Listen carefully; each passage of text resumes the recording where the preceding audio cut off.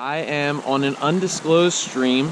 I've been sworn to secrecy, but nevertheless, it is a great opportunity for me to go out and chase some wild browns.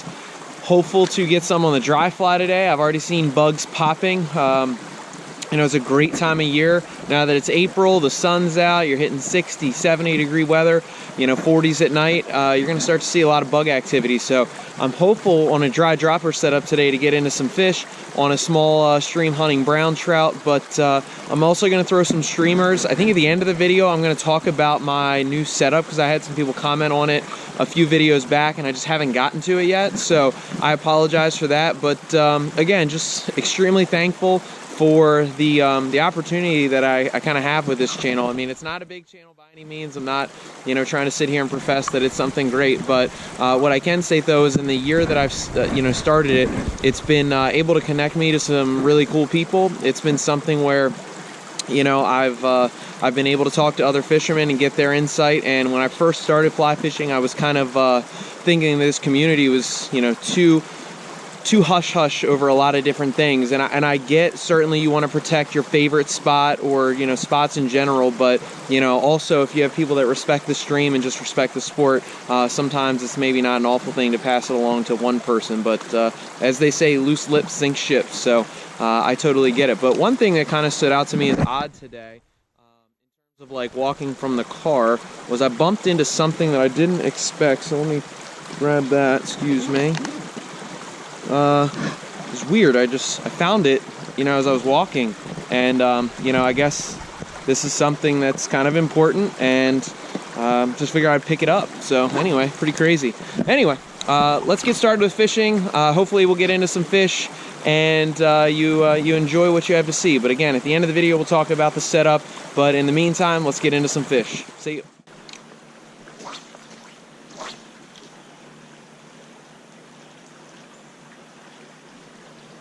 Got one.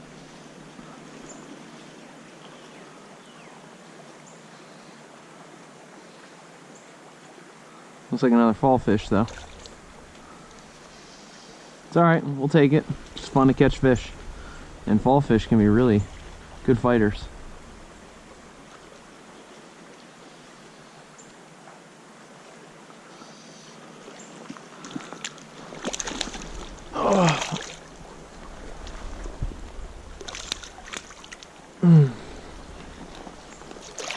Alright, so I don't get many of these on the channel, and I don't fish in a lot of streams that have them. Well, I should say I fish in plenty of streams that have them, but don't get into a lot. But this is a fall fish. A lot of people call them creek chubs. That would be incorrect, but, you know, not to misidentify fish is a huge deal, but this is a good sized fish. They have no teeth, so they're not any bit of a harm to lip them. They are really good fighters, but not the prettiest of fish by any means, so they're not really targeted. But anyway, there you go, common fall fish, and released.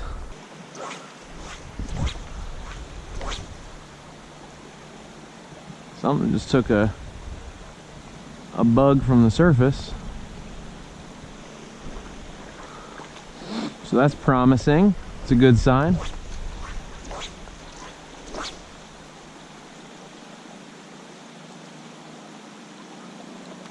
And I just had a fish roll on this twice. So again, promising, but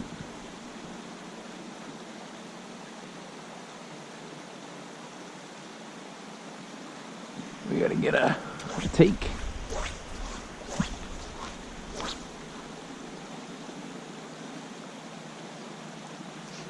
There we go. That's a nice fish. Ooh, that is a wild brown trout. We got one. We got one. Beautiful fish.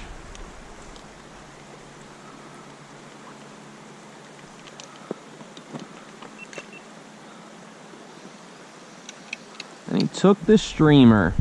That's what we're talking about. There we go. Let's get this guy in.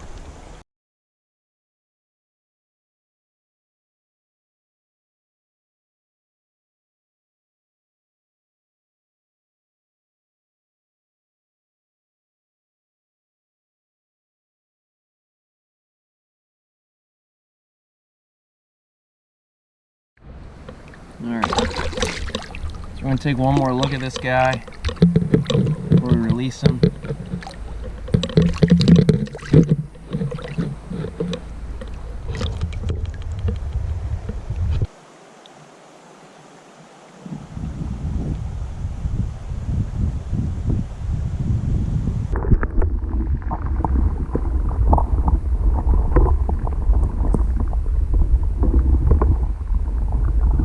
Alright, just hooked into my second brown trout.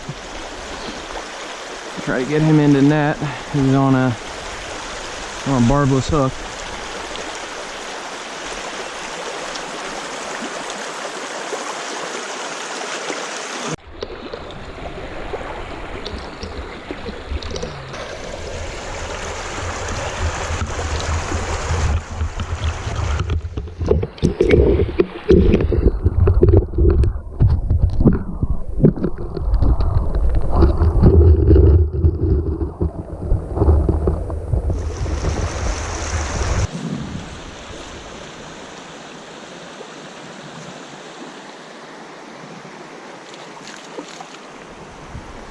Got another brown. I took the nymph. It's our third of the day. In the net. Very good. So this dry dropper setup is going to be effective on another small stream. That tends to be the case. There he is. Nice little 6 to 8 inch fish. Probably closer to, yeah, he's about 8 inches. There he goes. So great.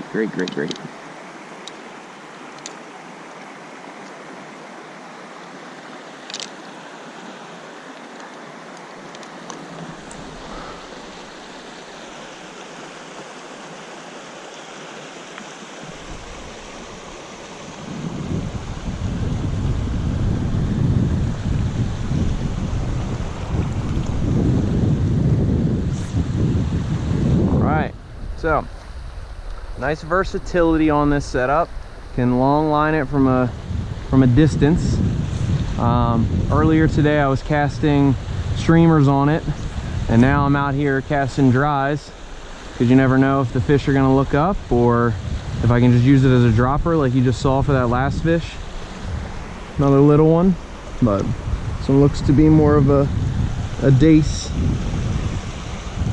but I could be wrong. So we're gonna let him go. Quick little barbless hook drop off. Boom. There we go.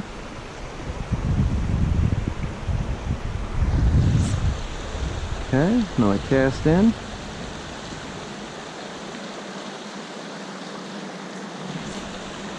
There we go.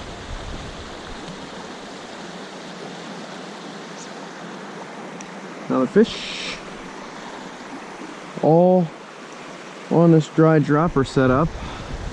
Liking that hare's ear today, but only 2 trout on it thus far. So let me get him off. There we go. Try it again, maybe sneak up a little bit in the run. Get on the far side of it.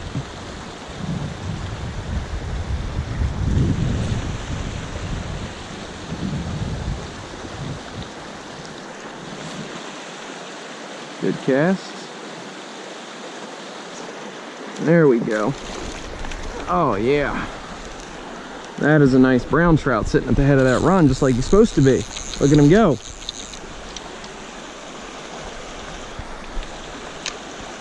But again, a barbless hook, so you got to be careful. There we go. That's number 4.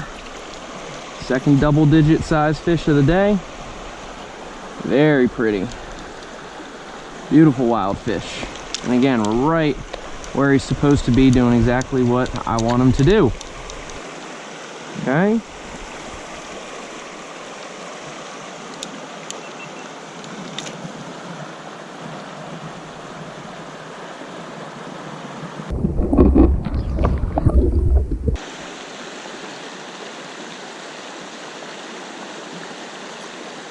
Jeez. Can't even turn my head for a second and got another brown trout on. I was just kind of messing around. Guess I shouldn't have been playing. Oh, there he goes. That was another brownie. It's 3 out of this hole. Crazy. I just can't emphasize enough on these small streams, if I could pick one tactic to use, it would be a dry dropper, and it is without question. Anytime I fish these small streams, I find that like tight lining it, sometimes you just don't get quite the read you do on a bigger stream, and this dropper setup allows for me to kind of get a feel for exactly where is my fly in the current, am I getting a natural drift, and just being able to really have a close connection with what is going on subsurface. So I again will explain a little bit more about the setup at the conclusion of the video, but I mean, as you just saw evidenced here, 3 brown trout, 1 hole. So it's time to pick up. I'm going to hit it with a shaker, show you what I mean by that. I say that a lot in videos when I use this dry dropper. You know, firstly, just to give a quick rundown, I always put on high float or some sort of gel floating. You can get whatever you want, but whenever I say I'm going to hit it with, you know, something to the effect of the shaker, what I mean by that is, and this is another Orvis product, it's just a shake and float, but I use this high float, and what I'm going to do is I'm going to take it, I'm going to pop the cap, I'm going to simply drop the dry fly into it. This has been super effective today for helping me read the water. Shake it up. What that's going to do is it's going to dry up that dry fly, make it sit nice and pretty. Maybe if you noticed in the last few casts that it's been dropping below the surface, my dry fly. So now that thing is sitting up high and ready to go. So I'll give a better cast to demonstrate in the middle of the current what I mean. So that thing is now sitting on top without question, and I'm getting a perfect drift. So that's what I mean whenever I say I love my dry dropper setup. Using a hare's ear today that I tied up right before I left, gold bead, gold rib, and hit it with the floating, hit it with the shaker, and you're good to go. All right, on to the next spot. So I just saw a pretty hefty take on the top, not necessarily right where I'm at, but just upstream. As you saw with the last fish that I caught, he was at the top of the run for the nicest fish. To be honest, typically that's going to be the way that it goes. Your best fish take the prime alive.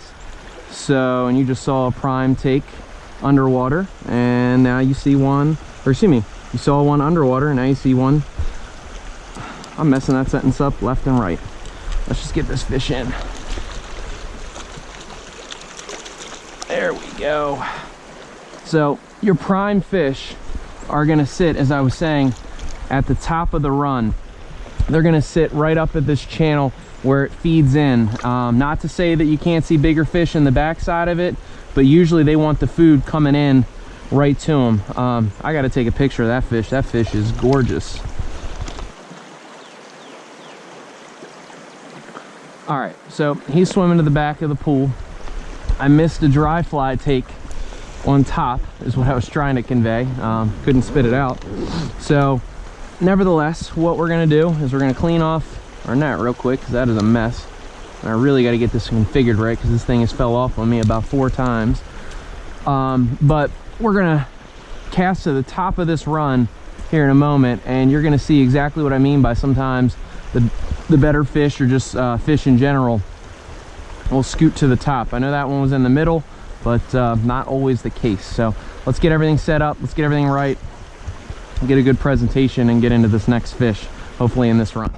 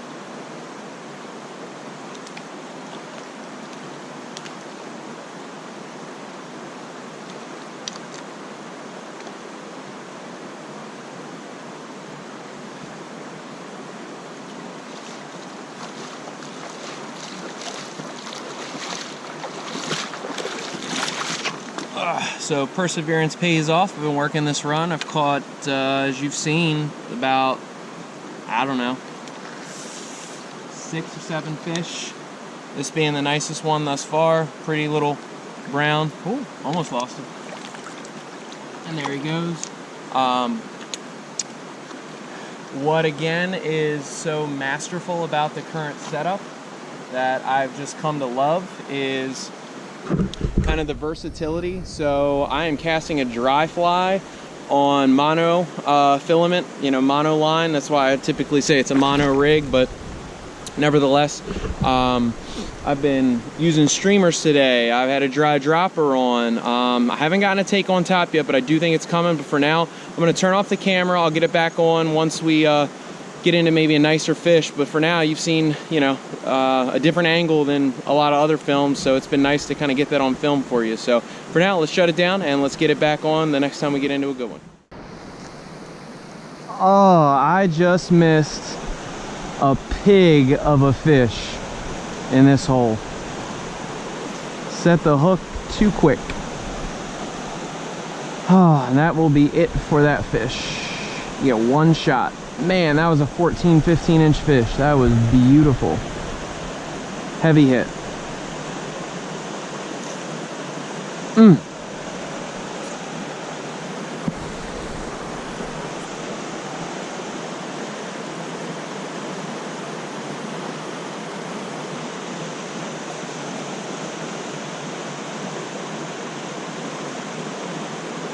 Even though I got nothing to show for it, just to give a breakdown. Oh man, that's gonna disturb me for the rest of the day. So anyway, this fish was sitting right where, you know, I kind of expected. You got 2 channels coming off of this rock, one here and one up there. I wanted to hit both, run it down. There's this rock right here, and basically what that does, that creates, since this is a flat rock, it's got an undercut for that fish to kind of lie in. So I cast up the first time and saw a flash, but it looked like a smaller fish. I cast up again closer to the head of the run, and I had a huge take, and I just flat out missed it, to be honest. So, you know, great switch up. I've been casting a dry fly the whole time. You know, I kind of felt like with the way that some of these pockets of deeper water, I wasn't really getting down to the bigger fish, and I wanted to move. Now that I've caught, you know, a nice amount of fish, I wanted to get into some nicer ones. So it was the right decision. I got my take, but unfortunately nothing to show for it. So figure I'd just quickly explain. Sorry to waste your time with no fish, but they're in there.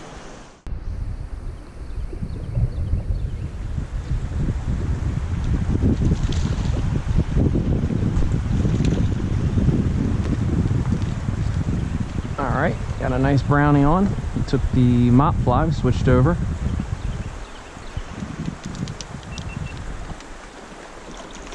Oh, looks like he's got pretty good colors.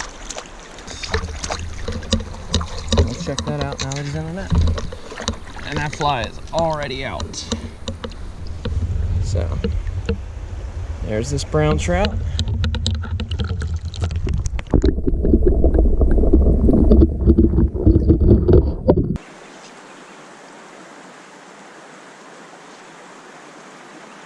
Next cast.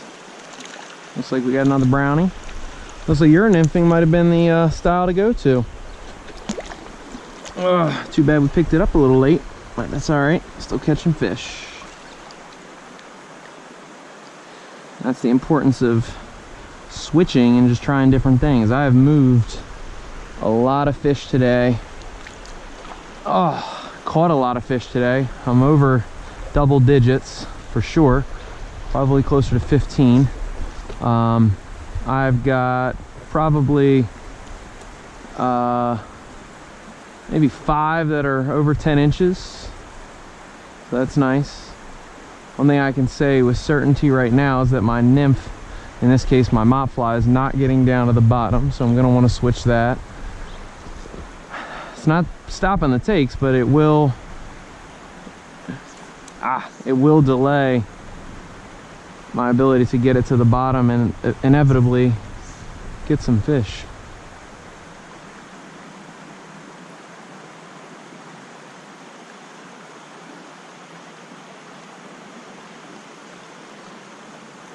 Another one, a little sucker. So that's 3 out of this hole, 2 trout. Dump him, and there he goes. Off to the next hole. So that is going to wrap it up here on this undisclosed stream. Sorry I can't name it, but again, I think it's important to be able to hold to your word, and somebody was nice enough to tip me off to it, so I enjoyed the fruits of that person's advice. So nevertheless, I guess a recap would be I caught about 15 fish, somewhere in that range, probably more to be honest. Probably caught 20 fish, but 12 to 15 brown trout. So good stream, healthy population. I moved a 14, maybe 15 or 16. It wasn't bigger than that, but 14 or 15, maybe 16-inch fish. And that was certainly the highlight of the trip, but I still got into multiple 10, 11, 12-inch fish as well. And the fish overall were just really healthy, really pretty.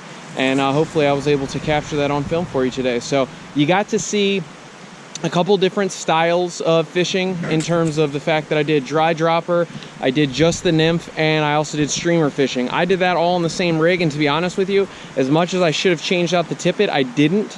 And I'll just quickly give you a rundown because I promised you I would at the end of the video. So I was using my 10-foot Syndicate with my Lamson liquid reel. I believe it's a 4.5. And with that said, I have extended, which you probably can't tell there, but I've extended essentially the mono portion of my rig. So I used to use about, I want to say about 4, maybe 5 feet of 20-pound Maxima Chameleon, then down to 4 to 5 feet of 15, and then 4 to 5 feet of 12. So 20, 15, 12, and then that ran me into my sighter with tippet rings. And then any good fisherman that goes out will just use the tippet they need based on the stream. So my point is, just to wrap this up, today the new rig that I'm using, what it's got is it's got over 24 feet of line. I pretty much just use in terms of the Maxima Chameleon, I use 20 and skipped the 15 if I'm not mistaken, and ran that into a 12. So I really used, it was about, I want to say 18 to 20 feet of the 20, and then I just did a blood knot and basically connected the 12 with about 4 to 6 feet, I want to say, of that. So that put me at about 22 to 24 feet. So now I can cast streamers. Now I can get long drifts on the dry dropper. You guys saw that evidence today in the film. But I just figured I'd have to share that with you. But I appreciate, as always, everybody tuning in. Thank you for watching. I know it was a little long-winded towards the end and some of the instruction, but the goal of this particular channel is to teach somebody what to do out on the stream practically, not just have an idea or see what people do, but have it explained and hopefully learn a tip or a trick. That way the next time they're on the stream they can do that same thing. So again, I appreciate all the viewers and all the people subscribing. It doesn't go unnoticed. So until the next trip, thanks for tuning in.